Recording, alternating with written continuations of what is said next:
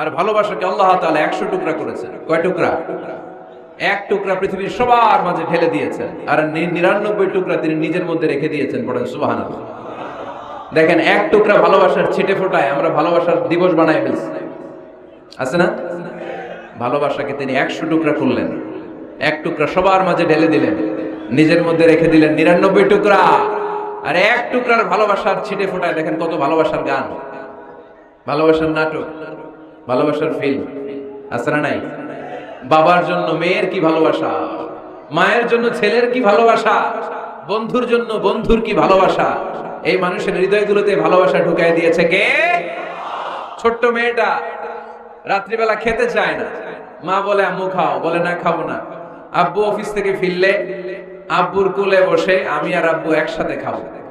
এই যে ছোট্ট মেয়েটা দিন দুনিয়ার কিছু বোঝে না, ওর হৃদয়ে বাবার জন্য ভালোবাসা ঢুকাই দিছে কে?